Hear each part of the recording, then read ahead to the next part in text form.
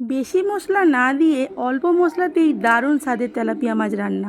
তো কিভাবে করলাম চলো তোমাদের সঙ্গে শেয়ার করি পুরো রেসিপিটা। তো এখানে আমি মাছটা প্রথমে কেটে নুন হলুদ দিয়ে মাখিয়ে রেখে দিয়েছি, ভাতটাও বসিয়ে দিয়েছি আর কড়াটাও আমার গরম হয়ে গেছে। এরপরে আমি এতে অনেকটা পরিমাণে তেল দিয়ে দেবো আর এরপরে একে একে আমি মাছগুলোকে ভেজে নেব।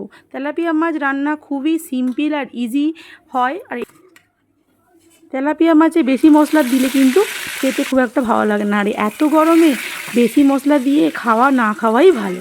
সেই জন্য অল্প তেল মশলায় দারুণ স্বাদের তেলাপিয়া মাছ রান্না নিয়ে আজকে তোমাদের সামনে আমি চলে এসেছি। অবশ্যই তোমাদের ভালো লাগবে। তো মাছগুলো আমি প্রথমে গরম তেলেতে ছেড়ে দিলাম আর উল্টে পাল্টে ভালো করে লাল লাল করে মাছগুলোকে আমি এইভাবে ভেজে নিয়ে তুলে রেখে দেবো। তারপরে আমি তোমাদেরকে দেখাবো যে কী কী মশলা দিয়ে আমি এই তেলাপিয়া মাছটাকে রান্না করলাম। অবশ্যই তোমাদের বাড়িতে এই জিনিসটা আমি ট্রাই করে দেখবে। বেশি মশলা না দিয়ে কিন্তু এই তেলাপিয়া মাছ রান্নাটা কিন্তু অসাধারণ হবে, টেস্টি হবে। এটা কিন্তু আমি তোমাদেরকে পুরো হলফ করে বলতে পারি।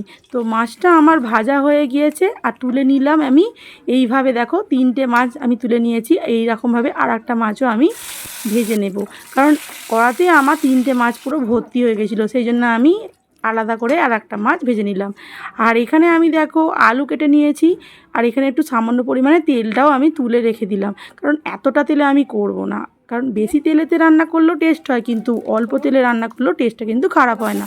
তা আমি তেলের মধ্যে একটু কালো জিরে দিয়ে দিলাম সামান্য, আর একটু কাঁচা লঙ্কা আগে ফোড়নের জন্য দিয়ে দিলাম। আর এর মধ্যে দেখো লম্বা লম্বা পাতলা পাতলা করে আমি আলু কেটে নিয়েছি, সেটাকে আমি কড়ার মধ্যে দিয়ে দিলাম। আর আলুটাকে ওই কালো জিরে কাঁচা লঙ্কার সঙ্গে লালচে লালচে করে আমি ভেজে নেব, কারণ ভাজা আলু বেশ টেস্টিটা বেশি ভালো হয়। আর কালো জিরে দিলে তার একটা ফোড়নের একটা টেস্টটা স্বাদটাই অন্যরকম লাগে। আর এতে একটু সামান্য পরিমাণে আমি একটু নুনও দিয়ে দেবো। নুনটা দিয়ে আলুটা ভাজলে কি হয়, আলুটা খুব তাড়াতাড়ি সিদ্ধ হয়ে যায়, মানে কষতে কষতেই বেশ 50% সেদ্ধ হয়ে যায়। তো দেখো আমার এখানে আলুটাকে লাল লাল করে ভাজা প্রায় হয়ে গেছে। এর মধ্যে আমি এই পজিশানে টমেটোগুলো অ্যাড করে দিলাম, কারণ টমেটো দিলে এর স্বাদটা আরও বেশি বেড়ে যায়। তোমরা চাইলে নাও দিতে পারো, আমি একটু টমেটো দিলাম। তো টমেটোটাকে দিয়ে এর মধ্যে একটু নাড়াচাড়া করে একটু আদা গ্রেট করে দিলাম।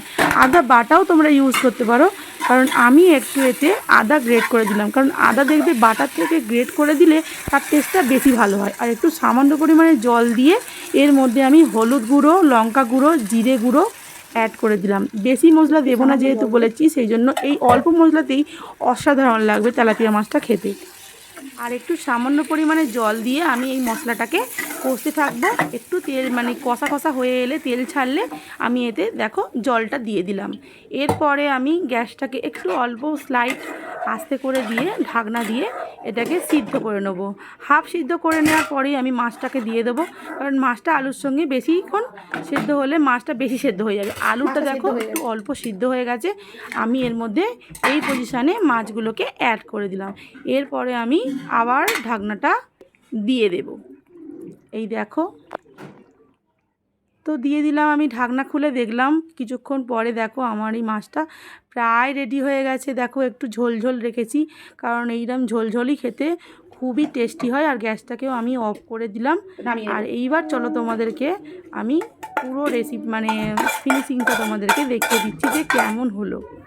তো এই দেখো আমি ঢেলে ফেললাম একটা পাত্রে, আর এরপরে আমি তোমাদেরকে দেখাচ্ছি ব্যাক ক্যামেরায় কেমন হয়েছে। দেখো অবশ্যই তোমাদের ভালো লাগবে। আর দেখো কত দারুণ লাগছে, এইরকম হেসেছে দেখো, অসাধারণ লাগছে। বেশি তেল তেল লাগছে না, কিন্তু অসাধারণ লাগছে। আর এখানে আমি ভাত নিয়ে নিয়েছি আর একটু স্যালাড কেটে নিয়েছি।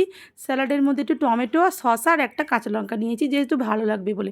আর এখানে যে 2 পিস দেখতে পাচ্ছ, এটা হচ্ছে চিংড়ি মাছের বড়া নিয়ে নিয়েছি। চিংড়ি মাছের মাথার বড়া, ওটা আমি পরে তোমাদেরকে আমি একটা ভিডিও করে দেখিয়ে দেবো যে কী কী দিলাম। তো এখানে আমি দেখো 2 পিস মাছ আর একটু গ্রেভি আলু ঝোল আমি নিয়ে নিচ্ছি। এরপরে আমি খেতে বসবো। আর দেখো আমি মাছটা নিয়ে নিলাম আর একটু ঝোল দিয়ে দেখি কীরকম খেতে হয়েছে। অবশ্যই ভালো হবে। তো আমি এটা ভয়েস দিচ্ছি, কিন্তু আমার এখনও জিভে লেগে আছে আর খুবই মানে এখনও আমার লোভ লাগছে যে রেসিপিটা যখন এই বানাচ্ছিলাম আর খাচ্ছিলাম, সত্যি অসাধারণ লাগছে। আর এই মাছটাকে আমি জাস্ট কেটে একটু ঝোল দিয়ে জাস্ট মুখে দিলাম। দারুণ সত্যি বন্ধুরা। তো তোমরা বাড়িতে এইরকমভাবে হালকা পাতলাভাবে তেলাপিয়া মাছ রান্না করে খেতে পারো, অসাধারণ লাগবে। এটা কিন্তু আমি গ্যারান্টি সহ বলতে পারি। তো এইভাবে তোমরা বাড়িতে বেশি মশলা না দিয়ে, এত গরমে বেশি মশলা খেলে সত্যি কিন্তু পেটের প্রবলেম হতে পারে। তো এইভাবে অল্প মশলায় টেস্টি তেলাপিয়া মাছ রান্না করে তোমরা খেতে পারো। তো আমার ভিডিওটা কেমন লাগলো অবশ্যই তোমরা বলতে ভুলবে না। আর যদি তোমাদের ভালো লেগে থাকে একটা লাইক দিয়ে সাবস্ক্রাইব দিয়ে আমার পাশে থেকো। তো দেখা হচ্ছে তোমাদের সঙ্গে পরের ভিডিওতে। তো এখনকার পর্যন্ত টাটা বন্ধু।